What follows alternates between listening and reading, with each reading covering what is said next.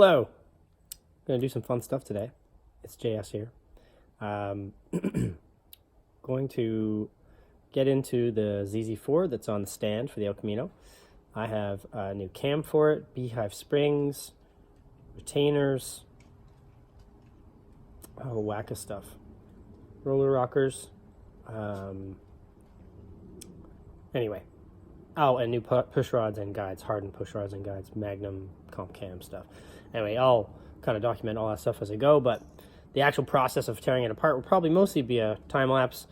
I might slow down for when I actually lash the valves, but that's about it. Everything else is pretty straightforward, and you can find videos about it, but this is more just me getting that motor ready to go in the El Camino.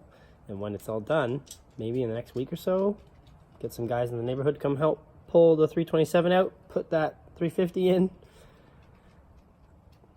do some smoky burnouts. Maybe I'll do a smoky burnout today too. Why not?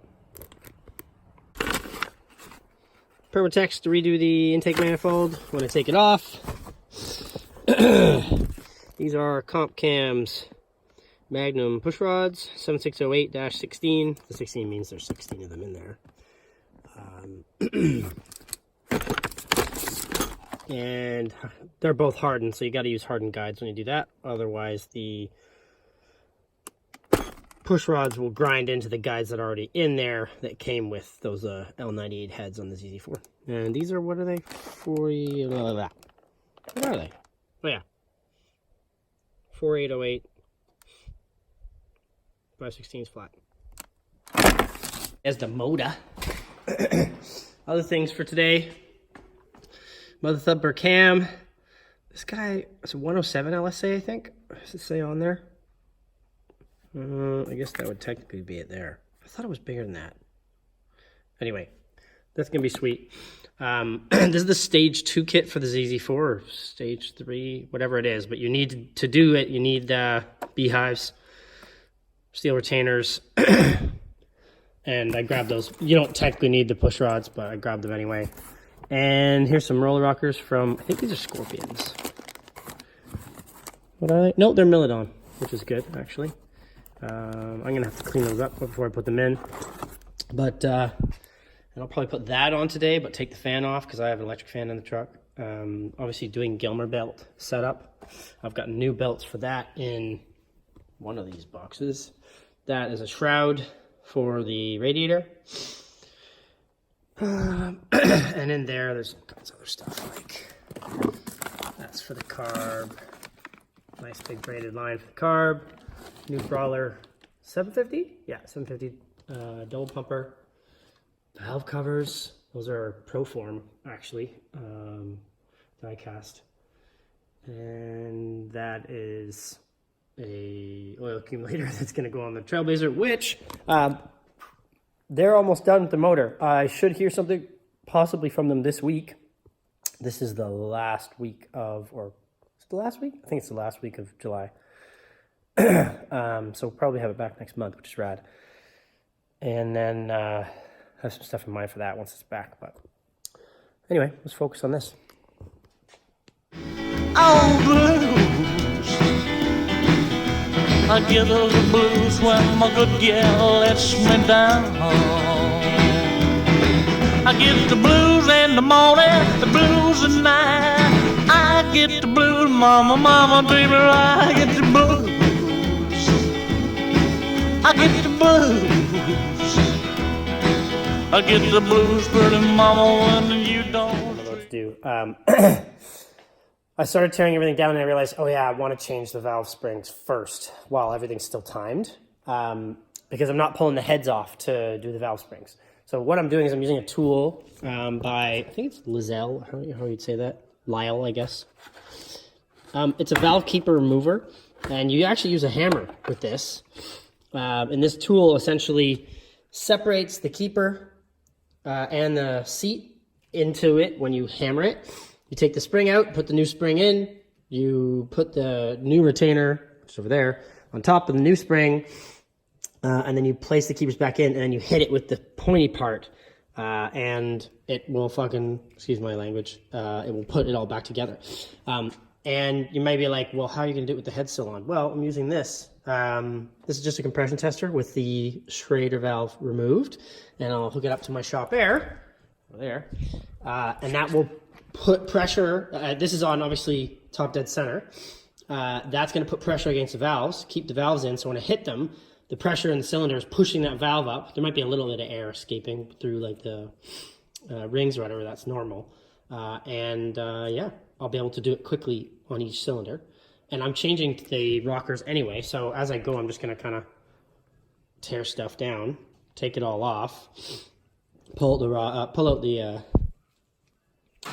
push rods and all that stuff, and those are getting replaced too. But I'm going to place them in valve order or in drivetrain order, just in case something goes wrong, and I can always put them back in the correct order where they lived. So yeah, that's what's going on right now. I'll record one of these because I've never done this before. So that's not this. I want this. So I'm literally going to use this part first. So that will go over here. It's magnetic, as I just discovered, because it grabbed on. That's going to I'm going to hit that. That's going to compress the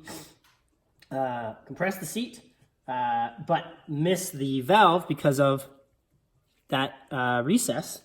The valve will slide up inside there. That'll separate the keepers from the seat, and it'll grab the keepers too.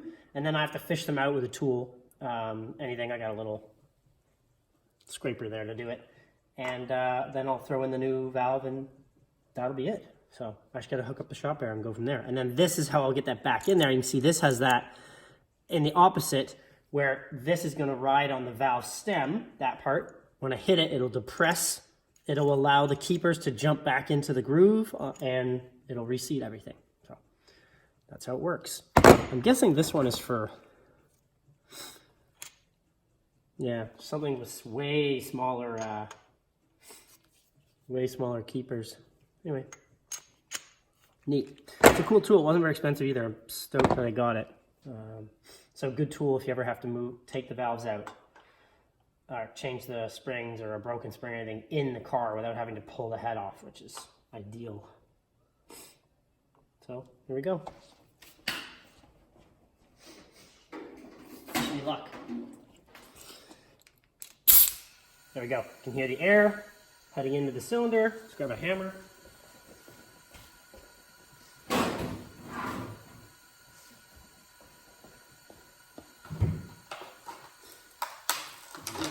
Case.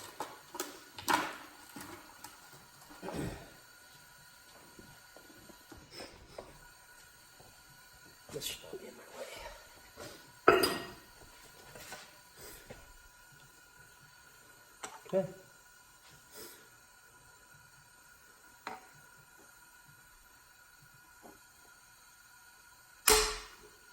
Nope, not quite. A little more. Nope. Apparently I gotta hit harder than that.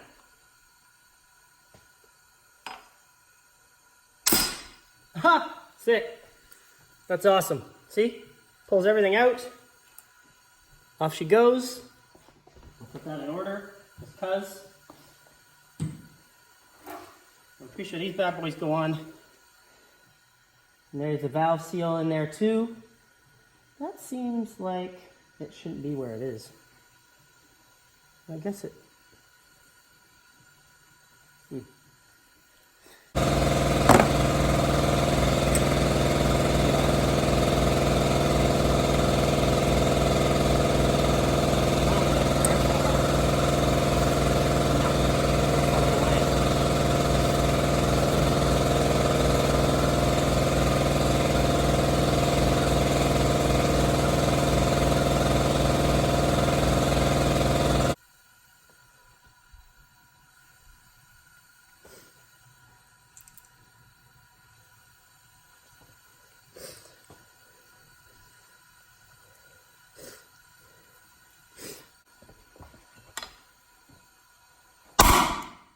There we go. Okay, well, I got it back in. So I'm stalled for a moment here. as you can see in the footage before, getting the spring off, no problem. A little freaky at first with how hard you have to hit. It's not that bad, but I've never done it before, so you have to give it a whack. It all comes out. It's all clean. It's all good. That being said, having done that now once, immediately I take the spring out. I get the new key. I get the new. I got the new spring and the new retainers. And you position the keepers in the tool, or in the top, and looking at it, it's like super tight. And the springs, the beehives that are going in, are much taller than the stock spring that's in the L98 head. And I had a quick look at it and kind of eyeballed it and was like, you know what? There's too much that can go wrong here. Like if it's not perfectly centered, I could mar up the keepers. I could like mess up the valve. I could hit it at the wrong angle. So I decided that to do this, put these bigger springs in, I'm getting a proper overhead valve spring compressor. Go. So that's the plan.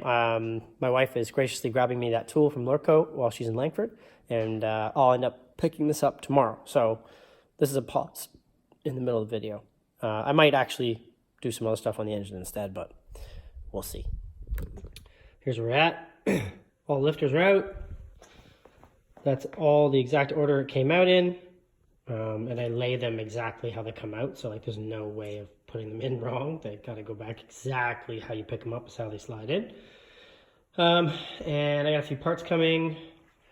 And I'm going to pull the stock cam. And I'll probably, I don't know, I'm going to change the valves after I get the other cam in and have put all that stuff back together.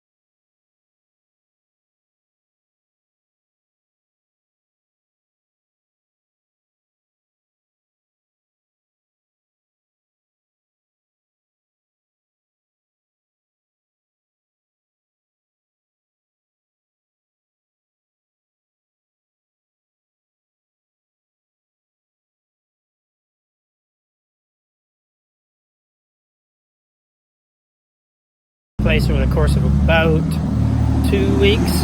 Obviously I hit a snag with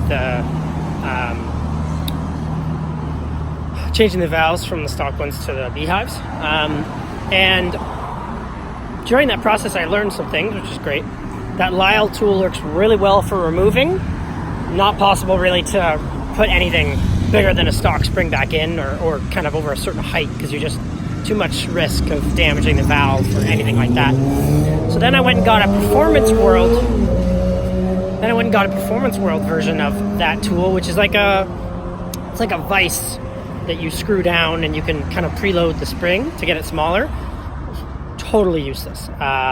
It's like a $40 tool, Performance World.